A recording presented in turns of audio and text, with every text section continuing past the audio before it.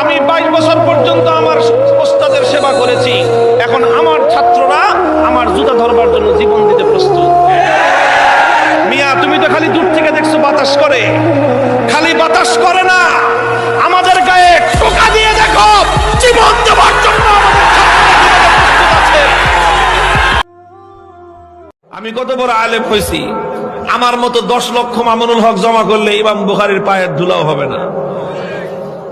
আমার মতো 20 কোটি মানুষ জমা করলে ইমামে আজম আবু হানিফা রাহমাতুল্লাহি আলাইহির পায়ের ধুলা হবে না। তো ইমামে আজম আবু হানিফা রাহমাতুল্লাহি আলাইহি যদি এত বড় আলেম হওয়ার পরেও তাকে নিগৃহীত হতে হয়, ইমামে মালিককে যদি নিগৃহীত হতে হয়, ইমামে আহমদ ইবনে হাম্বলকে যদি জুলুমের শিকার হতে হয়, ইমামে সুফিয়ানে সাউরীকে যদি দেশ ছাড়তে হয়, ইমামে বুখারীকে যদি মাদ্রাসা ছাড়তে হয়, হে উলামায়ে কেরাম, সব ছাড়তে হলে সব ছাড়তে হবে, কিন্তু ইলমে দ্বীনকে দুনিয়াদারদের সামনে অপমান করতে দেওয়া যাবে না। এমন একটা সময় আসবে যখন আল্লামা নূরপুরীও থাকবেন না, এমন একটা সময় আসবে হাফিজউদ্দিন সাহেব হুজুরও থাকবেন না,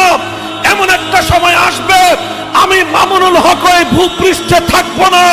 আমাদের পরবর্তী সন্তান যারা আছো, তোমরা শপথ নিয়ে বাড়িতে ফিরবে, তোমাদের জীবনের শেষ মুহূর্ত পর্যন্ত শামসুল হক ফরিদপুরীর মতো যখনই দেখবে আল্লাহর কোরআনের বিরুদ্ধে কেউ